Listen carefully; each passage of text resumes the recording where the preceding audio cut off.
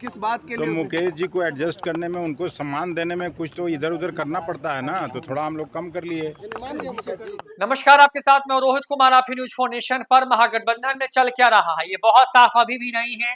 पहले चरण के चुनाव के नामांकन का आज अंतिम दिन है। तमाम प्रत्याशी सिंबल ले लेकर के जा रहे हैं, नामांकन कर रहे हैं, लेकिन लिस्ट आई नहीं है। सिर्फ और सिर्फ एक दल है इस महागठबंधन के अंदर में जिसकी तरफ से कोई लिस्ट आई है ऑफिशियली, और वो दल है कांग्रेस। 40 लोगों के प्रत्याशियों के नामों का ऐलान कांग्रेस ने कल देर रात कर दिया, लेकिन आरजेडी कितने पे लड़ रही है, फिगर क्या है महागठबंधन के अंदर में, ये बहुत साफ नहीं है। मुकेश सहनी को लेकर के तमाम तरह की खबरें चलती रही हैं। मुकेश सहनी को लेकर खबर ये आती रही है कि उनके लिए कभी 15 सीट, कभी 11 सीट, कभी राज्यसभा, कभी 2 एमएलसी, इस तरह के ऑफर्स उनको दिए गए हैं, लेकिन बात बनी नहीं है।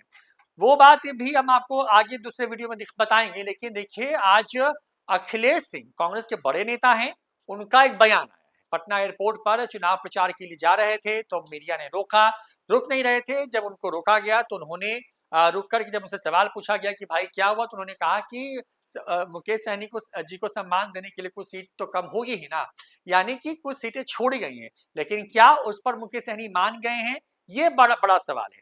दरअसल लंबे वक्त से इस बात पर चर्चा होती रही है। लगातार हर दिन जो है एक नया समय, नई तारीख तय की जाती रही कि भाई ऐलान होने वाला है, ऐलान होगा।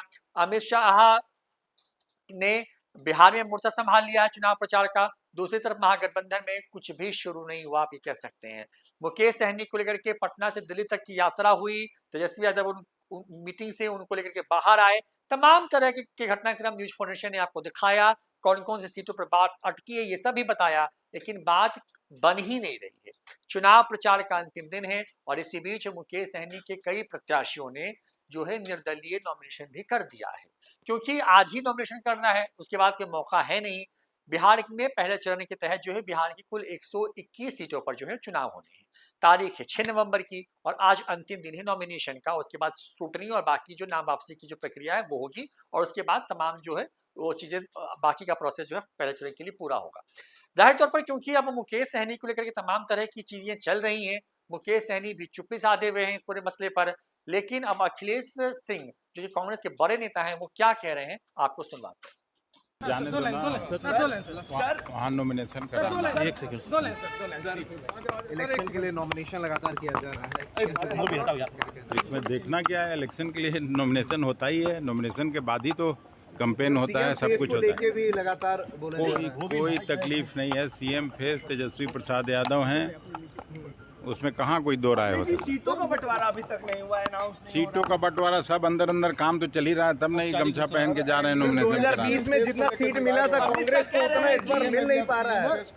वही विवाद है, उस विवाद को आप लोग इधर ले आते हैं। आप लोगों में असली विवाद हम लोगों में कोई विवाद नहीं, कोई नाराजगी नहीं, उनकी नाराजगी अरे दूर हो गई यार, उनकी नाराजगी। सर 2020 में जितनी सीटें आप लोगों को मिली थी उतनी सीटें इस बार नहीं मिल रही है, किस बात के तो लिए? मुकेश जी को एडजस्ट करने में, उनको सम्मान देने में कुछ तो इधर उधर करना पड़ता है ना, तो थोड़ा हम लोग कम कर लिए। सूरज की पहली किरण के साथ जाग उठा बिहार, हर मत बने नई उम्मीद, हर कदम जिम्मेदारी। न्यूज फॉर नेशन की अपील, 6 और 11 नवंबर को घर से निकलें, वोट करें और अपने भाग्य विधाता खुद बने।